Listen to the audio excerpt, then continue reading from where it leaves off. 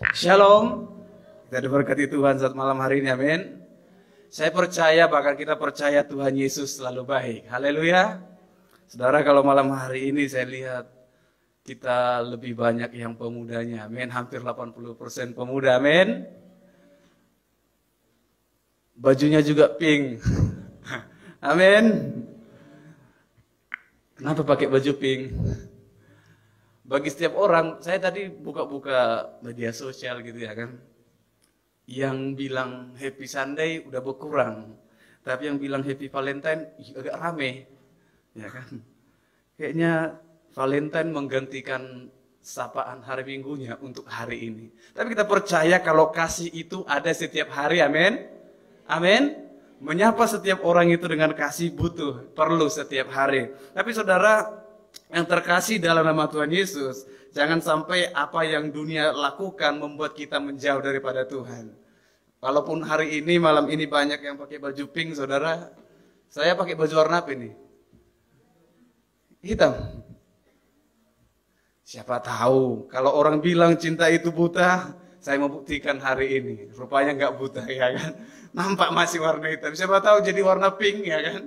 Amin.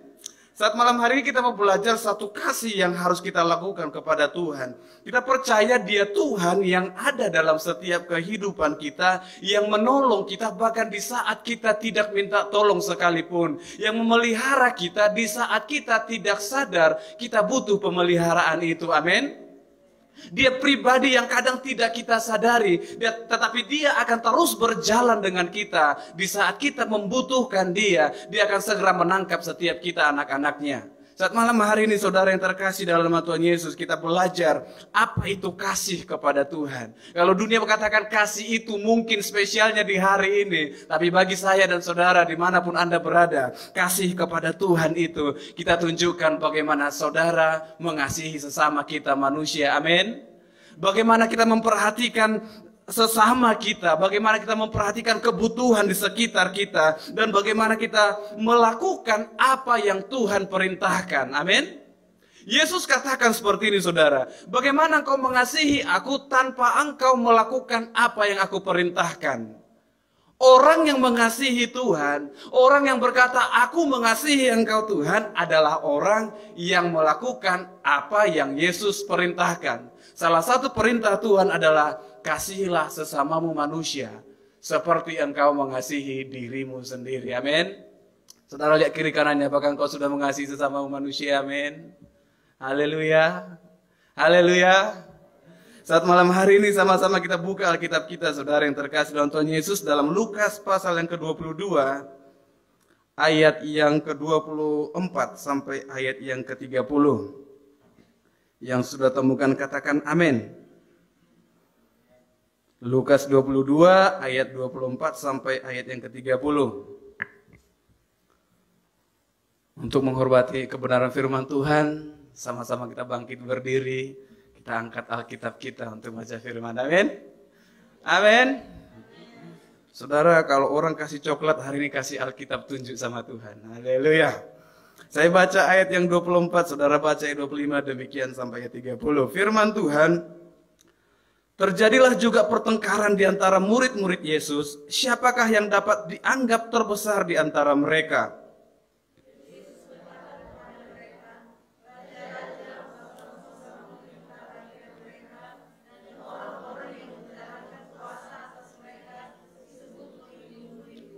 Tetapi kamu tidaklah demikian, melainkan yang terbesar di antara kamu hendaklah menjadi sebagai yang paling muda dan pemimpin sebagai pelayan.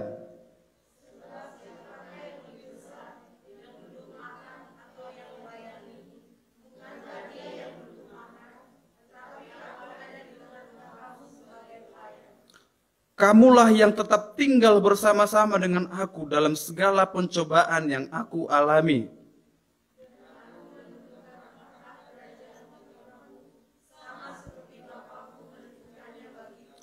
Bahwa kamu akan makan dan minum semeja dengan aku di dalam kerajaanku, dan kamu akan duduk di atas tahta untuk menghakimi ke-12 suku Israel. Amin.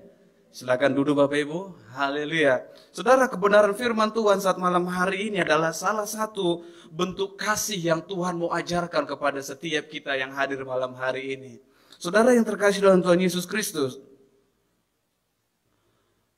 perikop ini bicara tentang Yesus memberitahukan tentang kematiannya. Kalau kita baca saudara, mulai daripada perikop-perikop sebelumnya di pasal 22 itu, Yesus memberitahukan kepada murid-muridnya tentang masanya akan berakhir, tentang kinerja Yesus yang sudah selesai.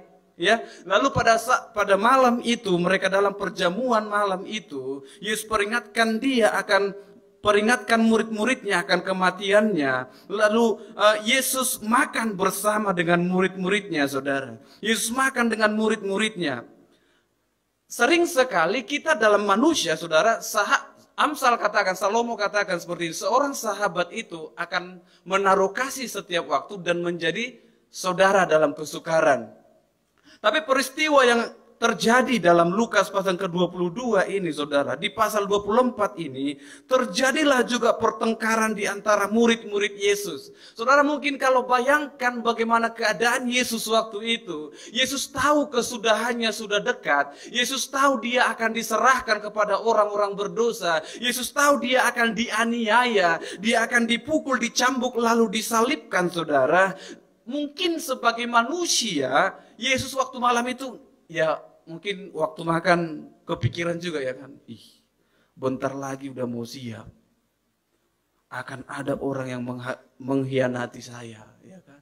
Yesus tahu Yudas akan mengkhianati, saudara. Yesus tahu dia akan disalibkan. Mungkin dalam makannya itu kalau kita mungkin manusia, ini kan kita kalau, ya logikanya kalau manusia kita sedang ada pikiran, contohnya makan pun kan gak selera. Mau makan, pikiran tak kemana-mana. Yesus mungkin, kalau saudara baca dalam kitab-kitab yang lain, Yesus tahu tentang detail dia akan ditangkap, saudara. Jadi mungkin dalam makannya dia berpikir, dia makan, Yesus makan. Tiba-tiba murid-muridnya bertengkar, ya kan? Muridnya malah bertengkar di tengah keadaan Yesus sedang bergumul tentang apa yang akan terjadi dalam hidupnya.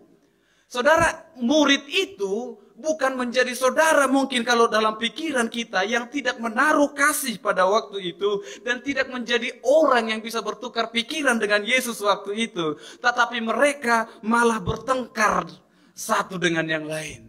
Mereka bertengkar satu dengan yang lain, antara murid yang satu dengan murid yang lain. Mereka bertengkar dalam waktu perjamuan makan itu. Saudara, perjamuan makan itu bicara artinya meja makan itu kalau kita lihat itu bicara tentang kasih. Berarti orang yang duduk di meja makan adalah orang yang sehati sepikir lah, yang bisa berbicara satu dengan yang lain lah, ya kan?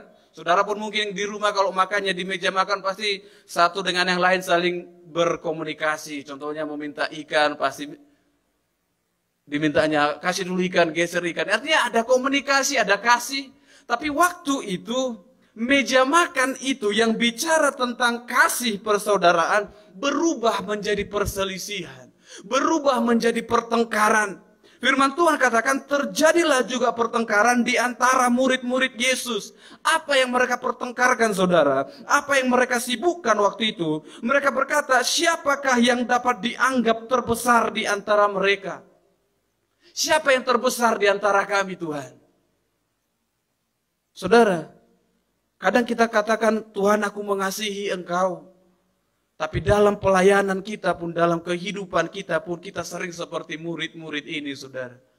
Mungkin engkau bertanya, apa yang aku udah buat untuk Tuhan? Loh kok dia lebih hebat daripada saya?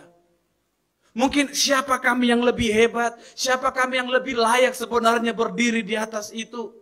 Saudara, ini bicara tentang Yesus akan berakhir kepemimpinannya. Yesus akan mati, dia akan disalibkan, saudara.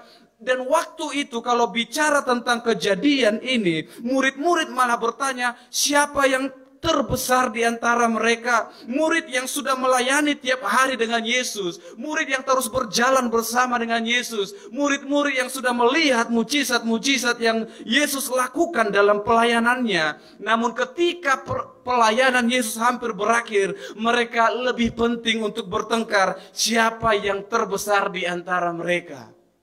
Sayang sekali, saudara.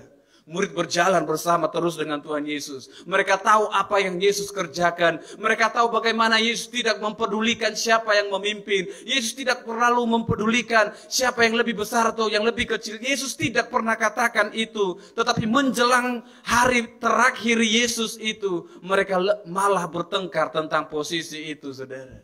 Mereka bertengkar siapa yang terbesar di antara mereka. Saat ini manusia menjadi serakah. Banyak orang di zaman-zaman sekarang ini, saudara, mereka mengatakan mengasihi Yesus, tetapi manusia menjadi serakah. Manusia haus akan pujian, ya kan? Ini saudara nggak hanya di luar, di gereja pun manusia butuh pujian kadang. Aku harus nyanyilah bagus, biar dipuji, bagus ya suaranya. Tinggi ya kalau dia yang lompat, iyalah kalau kurus, ya kan? Mereka butuh pujian, mereka butuh pengakuan. Bagus ya main gitarnya, bagus ya main drumnya, bagus ya main pianonya. Dia latihan pun bukan mau kasih yang terbaik untuk Tuhan, tapi dia butuh dipuji orang lain. Dia belajar bukan untuk semakin sempurna di hadapan Tuhan, tetapi supaya dia semakin diakui orang lain. Oh, dia yang harus naik. Saudara, gereja berubah menjadi seperti ini. Gereja haus dengan pujian. Gereja ingin merebut posisi orang lain. Saudara, banyak cara dia lakukan ingin merebut posisi orang lain. Ingin menjatuhkan orang lain lah. Supaya aku yang naik, dia cari kesalahan yang ini. Supaya yang ini turun, aku harus di posisi itu. Gereja berlomba akan pujian itu. Gereja berlomba dengan posisi itu. Bahkan hamba-hamba Tuhan sekalipun, saudara, tidak heran kita melihat zaman sekarang ini. Berlomba siapa yang lebih tinggi, ya kan? Berlomba siapa yang lebih terkenal. Kalau nggak terkenal berarti urapannya kurang, ya kan? Kalau nggak banyak yang followersnya, berarti kurangnya urapan bapak ini, ya kan? Urapan nggak tergantung di situ, saudara. Ya, cara Tuhan memakai seseorang bukan tergantung followersnya, ya kan? Bukan tergantung pada subscribernya, ya kan? Tetapi urapan Tuhan bicara sejauh mana engkau membuka diri untuk dipakai oleh Tuhan. Tetapi saudara yang terkasih dalam Tuhan Yesus, gereja berubah menjadi pribadi yang lebih mementingkan diri sendiri. Gereja sibuk bertengkar seperti murid ini. Gereja mengalami lawatan Tuhan. Tetapi di akhir-akhir Yesus akan naik ke surga, Yesus akan disalibkan. Gereja mulai bertengkar. Pemimpin-pemimpin gereja mulai mengalami perselisihan. Adalah pembaharuan. Ada pembaruan, ada gerakan-gerakan yang baru. Ada akan yang merasa ajarannya yang paling benar. Ada yang akan merasa doktrinnya yang paling benar. Ada yang merasa denominasinya yang paling benar. Ada yang merasa cara baptisannya yang lebih benar. Saudara, gereja makin sibuk dengan hal-hal seperti ini. Gereja tidak memikirkan tentang Tuhan. Gereja tidak memikirkan apa yang Tuhan pikirkan. Saudara, waktu itu Yesus sedang memikirkan bagaimana keadaan murid-muridnya ketika dia naik ke surga. Bagaimana keadaan ke-12 rasul ini ketika dia naik ke surga. Apakah mereka akan terus melayani Tuhan? Tapi mereka lebih sibuk untuk berselisih paham satu dengan yang lain. Saudara, kita sebagai pengikut Tuhan berhentilah untuk menjadi seperti orang lain. Amin. Cukup ingin menjadi seperti Yesus. Kalau mau menjadi seperti orang lain susah, saudara, capek kita, ya kan? Sekarang dia ganti tas, saudara pun mau ganti tas, susah, rugi. Sekarang dia pangkasan baru, saudara pun mau pangkas, susah. Sekarang dia nikah, saudara pun mau nikah, susah. Gak usah jadi seperti orang lain, cukup jadi seperti Yesus, amin. Murid-murid saudara, saya yakin kayak gimana kita bayangkannya ya. Dia tahu Yesus yang memimpin mereka, tapi mereka berlomba untuk jadi pemimpin, saudara. Yesus memikirkan tentang mereka, tetapi mereka tidak memikirkan apa yang Yesus pikirkan.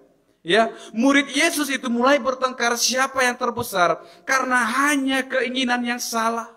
Mereka ingin jabatan itu, mereka ingin posisi itu. Murid-murid ingin tahu siapa yang lebih besar di antara mereka, siapa yang lebih bisa diandalkan di antara mereka. Saudara, maksud hati mereka mulai salah, saudara. Menyimpang dari apa yang Tuhan mau. Gereja Tuhan pun, saudara, kalau selama ini engkau sudah berjalan dalam jalannya Tuhan, jangan di hari-hari yang sulit ini, engkau berubah arah, mencari apa yang manusia inginkan lihat baik daripadamu. Engkau mencoba melakukan apa yang manusia ingin lihat baik, tetapi tidak apa yang Tuhan mau lihat baik.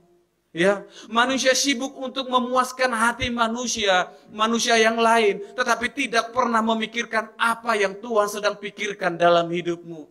Tuhan punya rencana yang luar biasa atas murid-murid waktu itu. Tuhan punya satu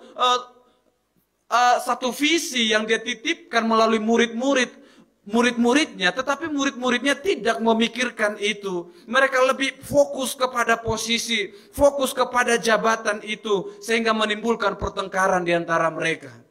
Saya mau katakan, saudara, gereja Tuhan pun, kalau engkau fokus kepada jabatan itu, engkau akan mulai hancur. Engkau akan bertengkar dengan satu dengan yang lain. Engkau akan mengalami perselisihan. Engkau tidak akan tahu apa yang Tuhan mau kerjakan dalam hidupmu. Makanya firman Tuhan katakan di ayat 24 itu, saudara. Di tengah Yesus akan diserahkan. Ini percakapan pada waktu perjamuan malam. Ketika mereka sedang makan bersama dengan Yesus. Mungkin inilah makan yang terakhir bersama-sama dengan Yesus, saudara. Mungkin kita dalam pikiran kita inilah waktunya mereka saling mengasihi, menunjukkan kasih dengan yang lain. Tapi firman Tuhan katakan, malah terjadi pertengkaran di antara murid-murid Yesus. Mereka bertanya, siapakah yang dianggap terbesar di antara mereka. Ayat 25, Yesus berkata kepada mereka, raja-raja bangsa-bangsa memerintah rakyat mereka, dan orang-orang yang menjalankan kuasa atas mereka disebut pelindung-pelindung. Tetapi kamu tidaklah demikian, melainkan yang terbesar di antara kamu hendaklah menjadi sebagai yang paling muda, dan pemimpin sebagai pelayan. Saudara, lihat apa yang Yesus lakukan. Saudara, lihat, perhatikan bagaimana Yesus menjawab murid-muridnya itu. Yesus yang sedang dalam keadaan dia tahu dia akan dianiaya, dihianati, disalibkan, saudara. Ketika murid bertanya, siapa yang terbesar di antara kami? Yesus menjawab dengan lemah lembut, saudara. Yesus gak marah dengan mereka.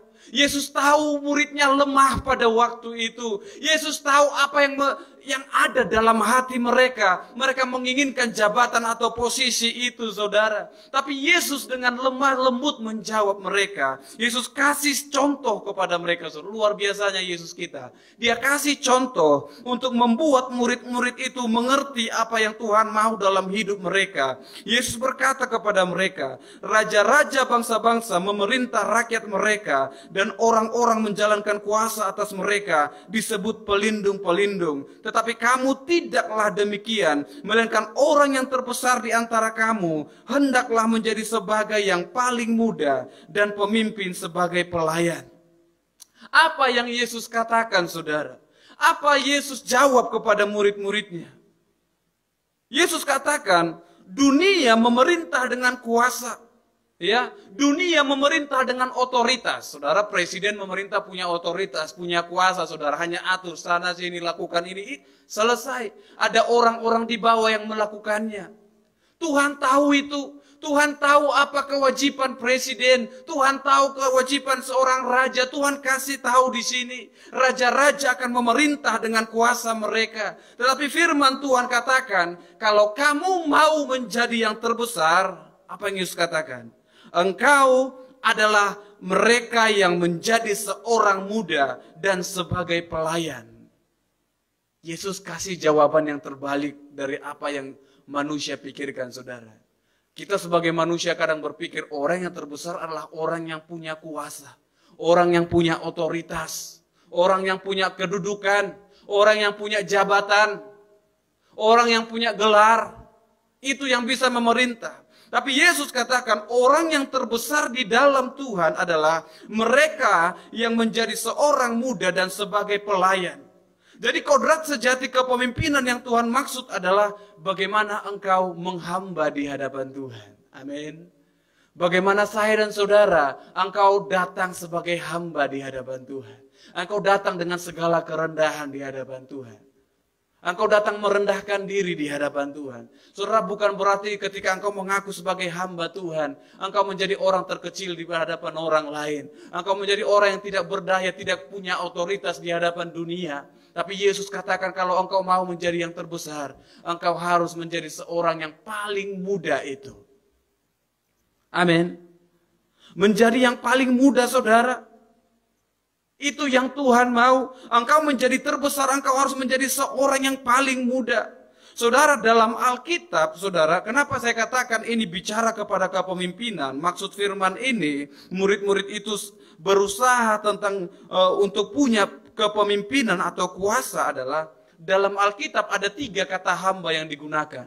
Yang pertama itu ada doulos. Doulos itu bicara tentang hamba, kodratnya budak yang tidak punya hak apapun terhadap tuannya, saudara. Yang kedua adalah operator, yaitu hamba dalam kaitan dengan kepemimpinan. Ya.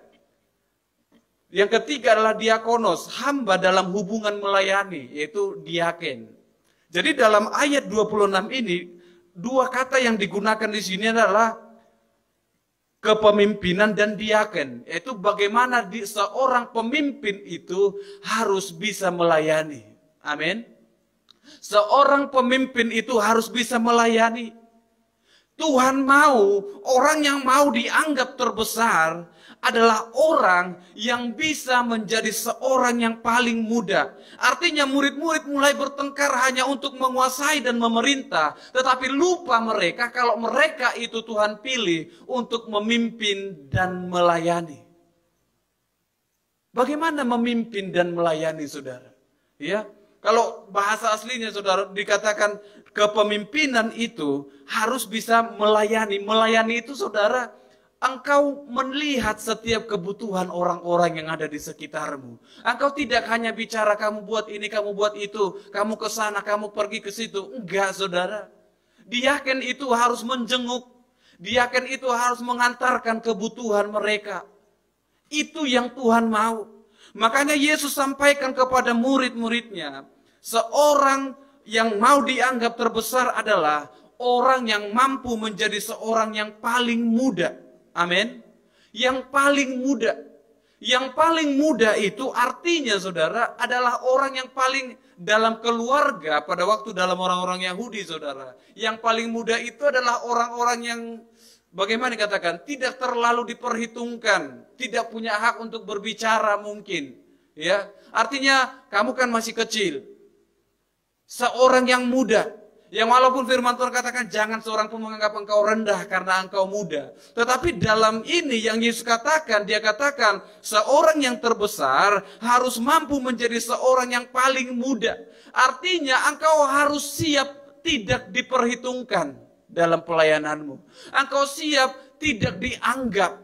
Kadang engkau merasa aku udah buat ini, aku udah buat itu, tapi tidak diperhitungkan. Engkau harus siap akan hal itu.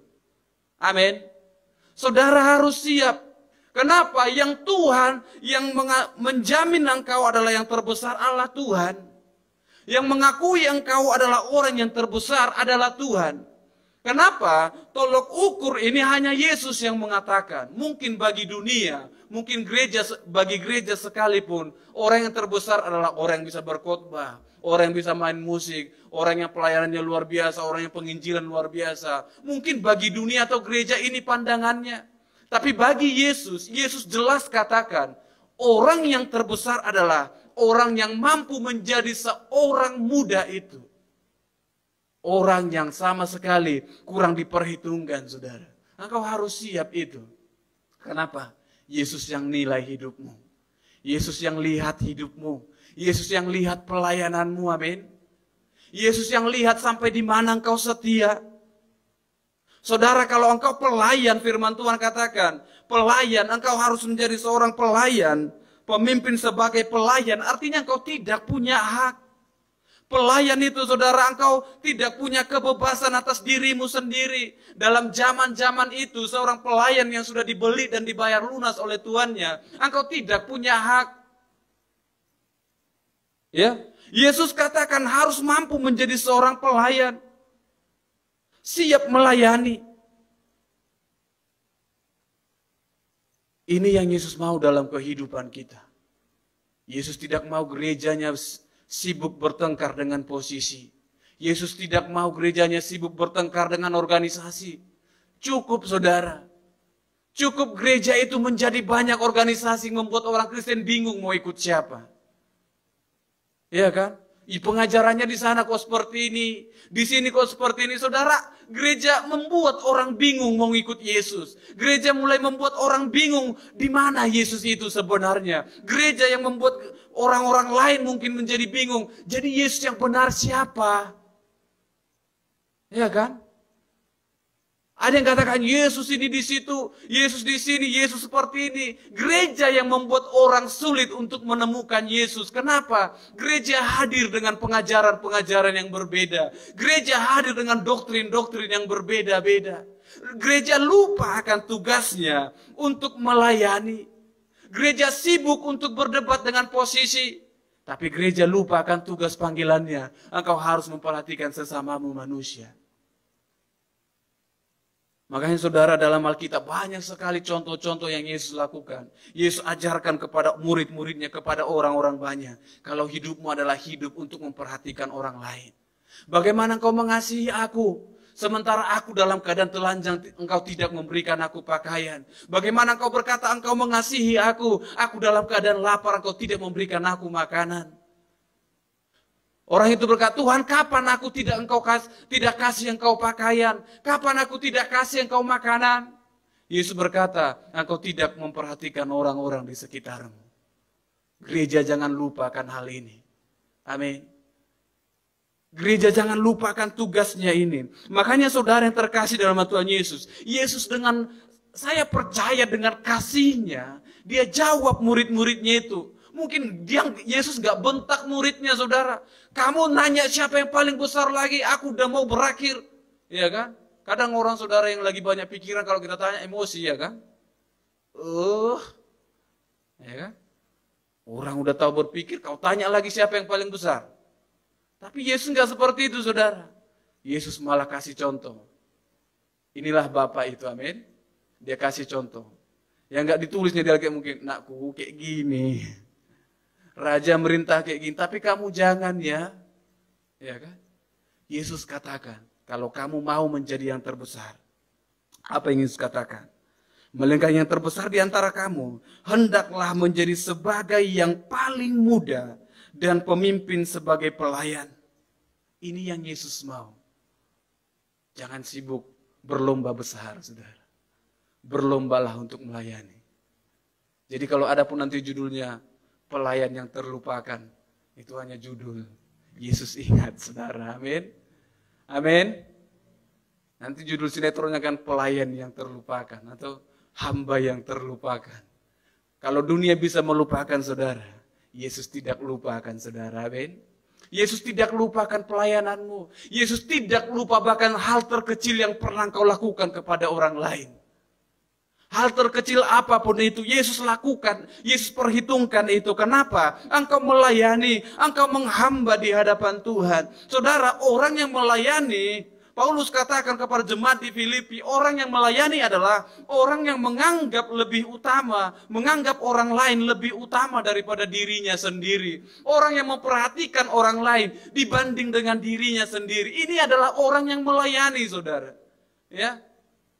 Ini orang yang melayani, dia lebih memilih memperhatikan orang di sekitarnya, bahkan kadang sampai melupakan kebutuhan dirinya. Ini yang sering terjadi saudara, ya kan? Di hamba-hamba Tuhan pun sering ini terjadi. Kebutuhan jemaat yang dipenuhi, kebutuhan anak kurang, ya kan? Ini enggak curhat saudara, jangan langsung jawab doa. Tapi ini sering saudara. Kadang terlalu alkitabiah kadang. Diperhatikan kebutuhan jemaat. Bahkan kalau doa pun, Tuhan berkati bapak ini. Ibu ini pun lagi sakit Tuhan. Oh ini lagi tanahnya bermasalah, Tuhan tolong. Sampai anaknya kadang buka mata bingung. Kapan lah dipanggil namaku? Ya kan? Kalau nyanyi, di doa ibuku, namaku disebut. Iya kalau nama saudara, ini lebih banyak nama jemaat ya kan? Apalagi jemaatnya sampai 100 saudara. Sampai 2 jam pendeta itu berdoa. Amin, udah kering tenggorokan. Tapi nama anaknya lupa disebutin. Tapi orang yang melayani memang seperti itu, saudara. Orang yang melayani, orang yang menganggap kebutuhan orang lain itu lebih utama daripada dirinya sendiri. Dalam Filipi 2 ayat 3 dikatakan seperti itu. Melayani adalah menghamba. Menghamba, saudara. Merasa dia meninggalkan, kalau mungkin dia punya posisi, dia tinggalkan posisinya itu. Dia melayani, dia melakukan apa yang bisa dia lakukan untuk Tuhan. Mungkin engkau punya jabatan di luar sana, tapi engkau datang ke gereja, engkau melakukan sesuatu hal kecil pun, engkau sedang memberikan hidupmu untuk menghamba dan melayani Tuhan. Amin. Hal kecil apapun itu. Saudara, kalau dipikir-pikir, apa yang saya biasa buat, saudara? Cuman setting-setting kamera ini saya. Dulu saya duduk di meja LCD itu. Habis itu maju sedikit ke kamera, ya kan? Iya, saudara. Tapi saya lakukan, Tuhan. Ini pun mengucap syukurnya aku, Tuhan. Yang nggak bisa aku main musik, Tuhan. Kalau bisa mungkin dari depan aku, nanti jadi sombong aku. Mungkin karena itu juga, saudara. Nggak Tuhan kasih bisa main musik, ya kan? Nanti jadi sombong kau. Udah. Itu aja lah, pegang-pegang kamera itu. Siapa tahu ada kamera baru nanti, ya kan? Aku yang pegang. Tapi saudara, hal kecil apapun Tuhan tahu apa yang kita lakukan. Amin. Seorang hamba dia mengutamakan untuk melayani Tuhan. Yesus lakukan ini, saudara. Yesus nggak asal ngomong. Yesus nggak ngomong itu kalau dia tidak lakukan itu. Saudara, apa yang melatar belakangi kenapa Yesus harus lakukan perjamuan malam itu? Saudara, kalau kita lihat dalam Yohanes pasal ke-13, Yohanes pasal ke-13 ayat yang pertama sampai ayat yang ke-38. Gak usah kita baca sampai habis. Haleluya. Perikop ini bicara tentang Yesus membasuh kaki murid-muridnya. Saudara lihat ayat yang kedua. Mereka sedang makan bersama dan iblis telah membisikkan rencana dalam hati Yudas Iskariot anak Simon untuk mengkhianati dia. Yesus tahu bahwa Bapanya telah menyerahkan segala sesuatu kepadanya dan bahwa ia datang dari Tuhan dan kembali kepada Tuhan. Lalu bangunlah Yesus dan menanggalkan jubahnya. Ia mengambil sehelai kain lenan dan mengikatnya pada pinggangnya. Kemudian ia menuangkan air ke dalam sebuah basi dan mulai membasuh kaki murid-muridnya, lalu menyekanya dengan kain yang terikat pada pinggangnya itu. Amin. Apa yang Yesus lakukan, saudara? Apa yang Yesus lakukan? Saya mau katakan tadi, saudara, Yesus tahu dia akan dikhianati. Yesus tahu iblis sudah berbisik, bahkan Yohanes menulis, iblis berbisik kepada Yudas. Dan Yesus tahu itu. Yesus tahu Bapanya sudah serahkan segala sesuatunya. Yesus tahu dia akan kembali kepada Bapa. Tapi ketika dia tahu itu, saudara, ketika dia tahu pelayanannya akan berakhir, apa yang Yesus lakukan? Ia menanggalkan jubahnya. Amin. Dia mengambil satu kain lenan, mengikatkannya kepada pinggangnya. Saudara, seorang pelayan itu, dia mengikatkan kain pada pinggangnya. Setelah itu dia mengambil air, mengisinya ke dalam sebuah basi. Setelah itu dia datang, saudara bayangkan bagaimana rendah hatinya Yesus waktu itu. Saudara bayangkan dia datang kepada kaki muridnya satu-satu. Ya, dia membasuh kaki murid-muridnya.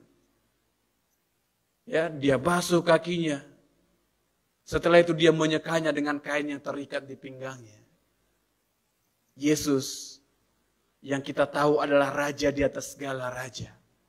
Tapi dia datang dengan kehambaannya, dengan kerendahan hatinya.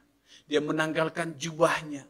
Dia menanggalkan yang dia adalah raja atas segala raja itu. Dia merendahkan diri dan memegang kaki murid-muridnya. Dan tidak hanya memegang, dia basuh kaki murid-muridnya, saudara. Inilah yang terjadi dalam perjamuan malam itu. Yesus lakukan ini sebagai hal terakhir yang dia lakukan kepada murid-muridnya.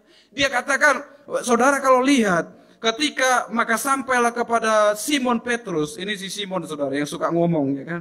Kata Petrus kepadanya, Tuhan, engkau hendak membasuh kakiku?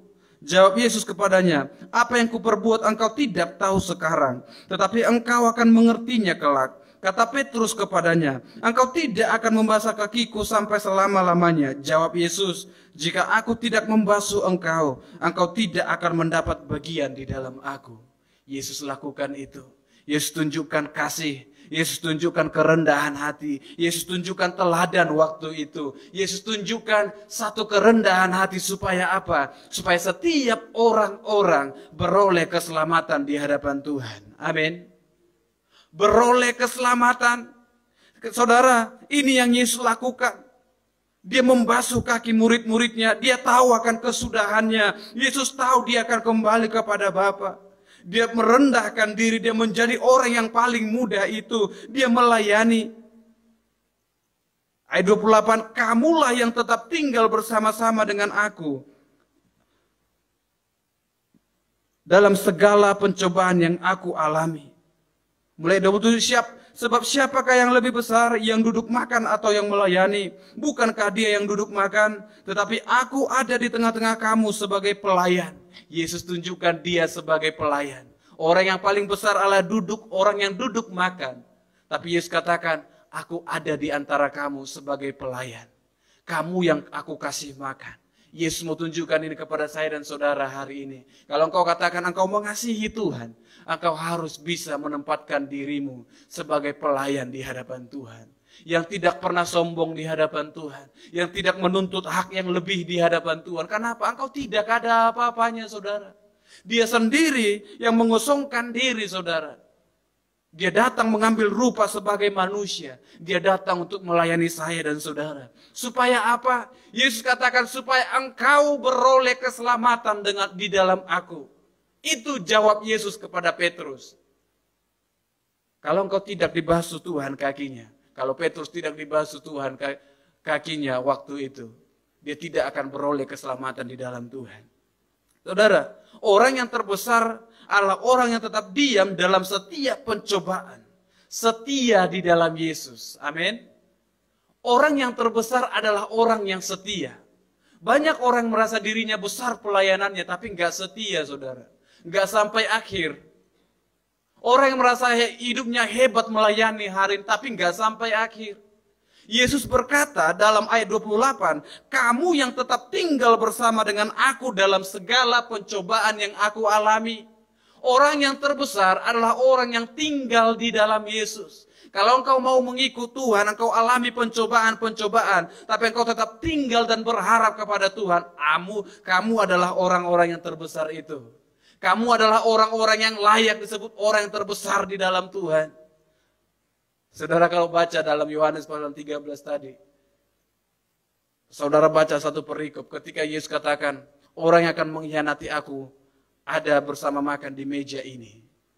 Waktu Yesus katakan itu, lalu pergilah Yudas meninggalkan meja makan itu. Yudas meninggalkan Yesus.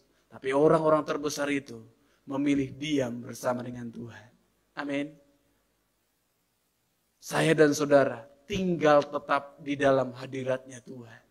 Tetap tinggal dalam pengharapanmu kepada Tuhan. Seberat apapun hidupmu, tetap tinggal di dalam Tuhan. Yudas ketika Yesus ingatkan bahwa dia akan dipakai oleh iblis. Yudas pergi meninggalkan meja makan itu. Dia tidak setia kepada Tuhan. Mungkin kalau dia terus bertahan di meja itu, mungkin rencana itu tidak akan terjadi. Iblis gak bisa pakai hidupnya, saudara. Tapi kalau engkau meninggalkan hadiratnya Tuhan, engkau meninggalkan meja persaudaraan itu, engkau meninggalkan persekutuan dengan Tuhan itu, iblis mungkin akan lebih mudah memakai hidupmu. Ketika Yudas meninggalkan meja itu, iblis pakai dia, saudara.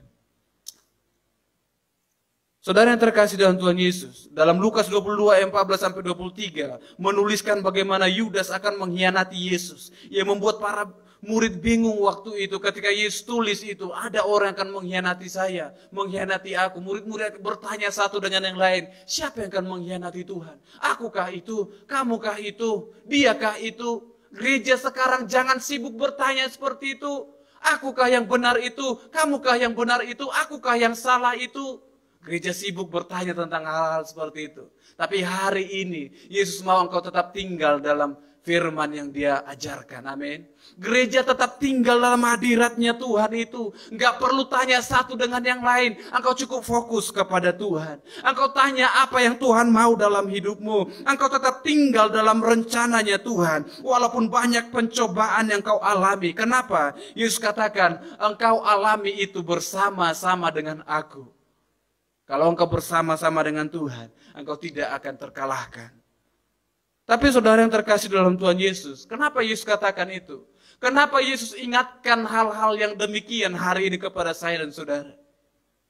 Kenapa Tuhan mau ingatkan itu kepada gereja-gerejanya hari ini? Saya kutip ada 3 hal yang mungkin terjadi.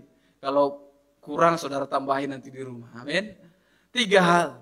Yang pertama adalah pertemuan-pertemuan yang dilakukan kekristenan hari ini tidak lagi menjadi pertemuan yang mendatangkan kebaikan, melainkan keburukan dan perpecahan. Akan ada pertemuan-pertemuan seperti ini, bahkan sudah ada terjadi, di mana pertemuan-pertemuan itu tidak lagi mendatangkan kebaikan, melainkan mendatangkan keburukan dan perpecahan. Saudara lihat dalam 1 Korintus pasal yang ke-11. 1 Korintus pasal yang ke-11. Ini adalah hal pertama yang saya pelajari dari firman Tuhan yang akan terjadi di masa-masa terakhir. 1 Korintus pasal yang ke-11 ayat yang ke-17 sampai 19. Dalam peraturan-peraturan yang berikut, aku tidak akan dapat memuji kamu. Sebab pertemuan-pertemuanmu tidak mendatangkan kebaikan, tetapi mendatangkan keburukan. Sebab pertama-tama aku mendengar bahwa apabila kamu berkumpul sebagai jemaat, ada perpecahan di antara kamu, dan hal itu sedikit banyak aku percaya. Sebab di antara kamu harus ada perpecahan, supaya nyata nanti siapa di antara kamu yang tahan uji. Saudara, Paulus ingatkan kepada jemaat Korintus waktu itu. Paulus katakan pertemuan-pertemuanmu yang seharusnya mendatangkan kebaikan, malah mendatangkan keburukan dan perpecahan. Gereja Tuhan, jangan sampai pertemuan-pertemuan ibadah kita menimbulkan keburukan dan perpecahan. Amin. Jangan apapun yang kita buat dalam ibadah, kita buat program ini, terlalu banyak program saudara. Terakhir program itu membuat perpecahan di dalam gereja. Mungkin ya untuk program ini kan orang-orang yang agak pintar, yang ini kan agak-agak gitulah Bu. Pertemuannya enggak mendatangkan berkat saudara. Ya, enggak mendatangkan kebaikan. Yang seharusnya di dalam persekutuan itu engkau bisa menguatkan satu dengan yang lain. Engkau bisa mendukung sesamamu manusia, sesamamu jemaat, engkau bisa menopang mereka. Tetapi malah perpecahan yang ada dalam perkumpulan itu. Dalam Korintus firman Tuhan katakan, Paulus ingatkan kepada mereka, engkau berkata aku dari golongan Paulus, aku dari Apolos. Adakah tubuh Tuhan itu terpisah-pisah? Jangan batasi Yesus dengan program-program gereja, amin. Jangan batasi hadiratnya Tuhan dengan organisasi-organisasi gereja. Jangan batasi hadiratnya Tuhan dengan perkumpulan-perkumpulan yang membuat malah jemaat itu meninggalkan Tuhan. Ini hal yang pertama, saudara. Yang Tuhan mau ingatkan supaya gereja Tuhan tidak alami ini, saudara. Yang kedua, pelayan bertindak sebagai hakim dalam pikirannya yang jahat. Dalam Yakobus pasal yang kedua, Yakobus pasal yang kedua, ayat yang kedua sampai ayat yang keempat. Firman Tuhan katakan seperti ini. Sebab jika ada seorang masuk ke dalam kumpulanmu dengan memakai cincin emas dan pakaian indah, dan datang juga seorang miskin ke situ dengan pakaian indah, dan datang juga seorang miskin ke situ dengan memakai pakaian buruk, dan kamu menghormati orang yang berpakaian indah itu dan berkata kepadanya, silakan Tuhan duduk di tempat yang baik ini, sedangkan kepada orang yang miskin itu kamu berkata, berdirilah di sana atau duduklah di lantai ini dekat tumpuan kakiku. Bukankah kamu telah membuat pembedaan di dalam hatimu dan bertindak sebagai hakim dengan pikiranmu yang jahat? Hal kedua yang sering terjadi dalam gereja Tuhan adalah hal yang seperti ini, saudara. Di mana pelayan berubah menjadi hakim yang jahat. Membuat pembedaan di dalam hatinya. Ya kan? Firman Tuhan jelas katakan kalau ada orang yang datang masuk dengan emas yang besar, pakaian yang indah, mungkin asarnya katakan, Tuhan, diantar lagi sampai sini, di depan lah Tuhan. Di mana yang paling dekat AC? Oh di sinilah Tuhan, dekat AC-nya biar nggak panas. Kalau datang pakai baju yang kurang rapi, yang setrikaannya 3 garisnya, yang kos kakinya udah agak berlobang sedikit, udah di sini aja, dekat pintu, yang AC pun nggak terasa lagi, LCD nggak nampak, pengkhotbah nggak nampak. Saudara, firman Tuhan ingatkan hari ini. Bukankah kamu telah membuat pembedaan di dalam hatimu dan bertindak sebagai hakim dengan pikiran jahat? Tuhan gak mau pelayan yang seperti ini. Saudara, kalau engkau berkata aku adalah pelayan Tuhan, tapi kalau engkau buat pengelompokan ini di dalam gereja, Tuhan tentang kau hari ini.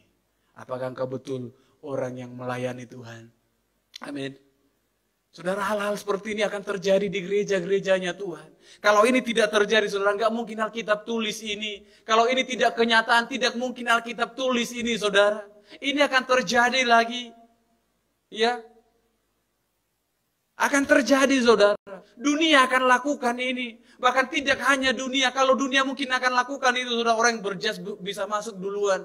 Tapi gereja kalau sempat mulai melakukan ini lagi, seperti apa yang firman Tuhan ajarkan hari ini, yang firman Tuhan ingatkan kepada saya dan saudara, kalau engkau lakukan ini, engkau sedang bertindak sebagai hakim dengan pikiran yang jahat. Engkau seorang hamba yang jahat, kalau engkau lakukan ini. Tuhan gak mau hal yang seperti ini, saudara. Amin.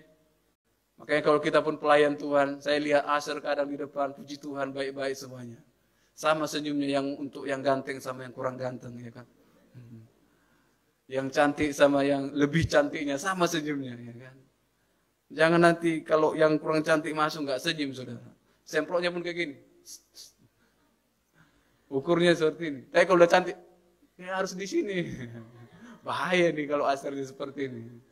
Semprotnya harus dekat. Jangan ya, yang sering jadi Asher nih. Harus sama, amin. Karena yang datang itu Tuhan yang utus, Tuhan yang kirim, amin. Tuhan yang kirim, saudara. Tempat duduknya pun yang sama. Sama, saudara. Jangan selalu suruh. Kalau bisa, suruh ke sini dulu. Biar nampak ya siapa yang khotbah, siapa yang main musik. Nampak. Kalau kayak Bang Indra kan kasihan di belakang. Nggak nampak ke sini, saudara. Ya, saudara yang terkasih dalam Tuhan Yesus, Tuhan gak mau hal yang seperti ini. Ini yang manusia alami. Tadi manusia itu pertemuannya tidak lagi mendatangkan kebaikan, malah mendatangkan keburukan. Yang kedua, pelayan yang berubah menjadi hakim dalam pikirannya yang jahat. Ingat, pelayan bukan hakim. Pelayan bukan orang yang punya posisi. Ingat, saudara. Yang punya, yang jadi Tuhan adalah Tuhan sendiri. Saya dan saudara adalah pelayan. Engkau tidak punya hak untuk membedakan yang mana yang layak masuk ke dalam rumah Tuhan itu. Kalau Tuhan yang mengundang mereka. Saudara ingat peristiwa Yesus ketika orang-orang tidak mau menerima undangannya. Yesus katakan, setiap orang yang kamu jumpai di jalan, suruh mereka datang ke pesta ini. Kalau Yesus yang undang setiap orang, seburuk apapun keadaannya, itu adalah tamunya Tuhan, bukan tamu saudara. Bukan tamu gereja saudara, tamunya Tuhan, anak-anaknya Tuhan. Mungkin kamu berkata, ada orang yang baru pertama beribadah. Enggak, saudara, Tuhan yang kirim mereka. Tuhan yang suruh mereka beribadah dulu hari ini di sini. Tuhan gerakkan hati mereka, saudara. Kenapa saya katakan kan Tuhan yang gerakkan hati setiap orang? Karena kita nggak tahu dia datang dari mana, tapi dia tiba-tiba datang beribadah di tempat ini. Siapa yang kirim mereka kalau bukan Tuhan? Yang undang mereka dalam hati mereka, amin. Tuhan yang kasih undangan itu. Jadi kalau Tuhan yang kasih undangan ke mereka, siapa kamu yang sebagai pelayan berhak melarang mereka di pintu rumah itu? Gak ada, saudara. Kamu seorang hamba. Kalau kata kasarnya, yang dibiayai sepenuhnya oleh Tuhan. Yang dihidupi oleh Tuhan. Jangan halang-halangi undangan itu datang. Jangan beda-bedakan mereka. Hal ketiga adalah pelayan yang mulai bersungut-sungut dalam tugas panggilannya.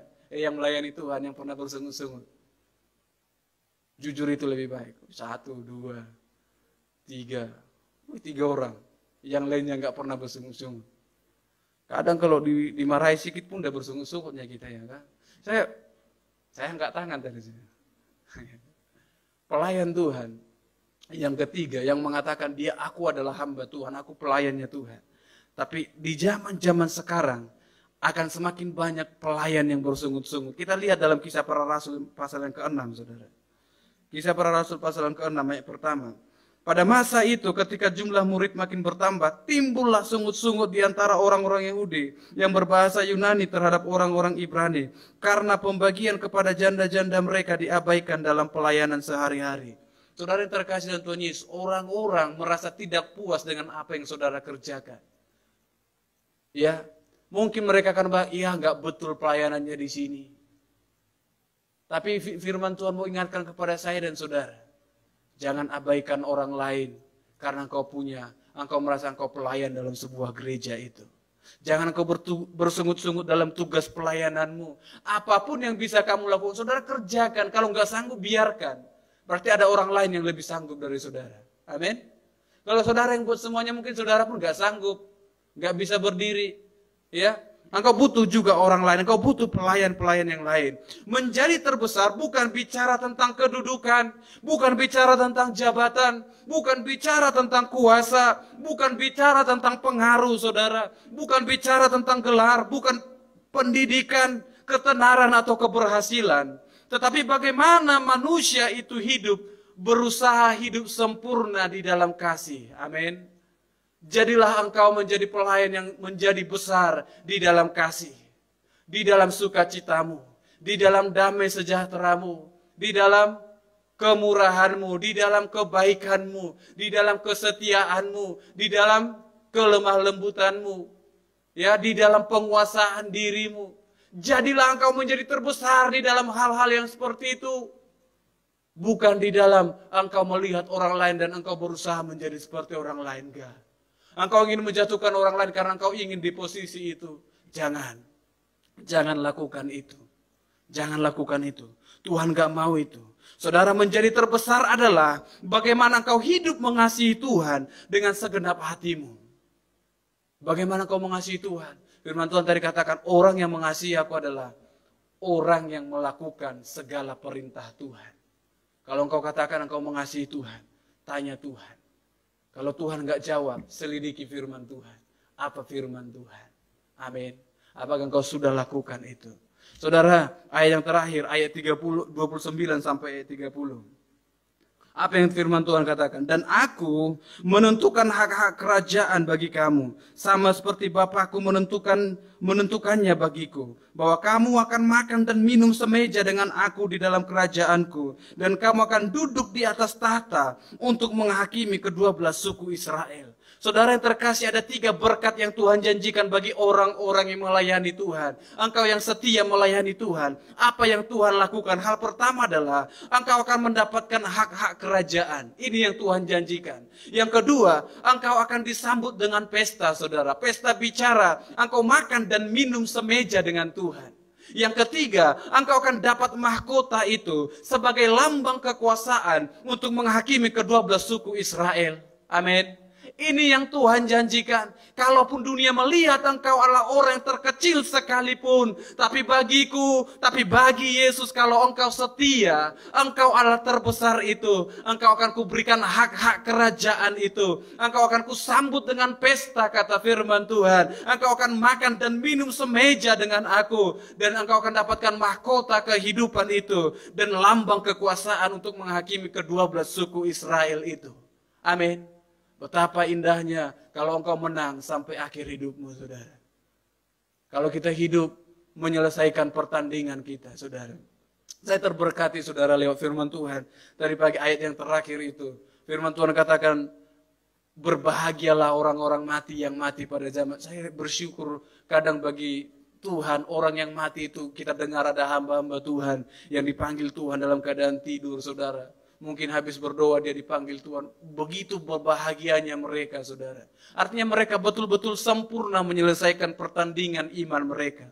Dibanding dengan kita, mungkin kita yang terus bergumul tiap hari. Tapi kalau engkau setia dan tidak meninggalkan hadirat Tuhan itu, engkau tidak meninggalkan meja Tuhan itu, tidak meninggalkan perjamuannya Tuhan itu, engkau akan bertahan bersama dengan Tuhan.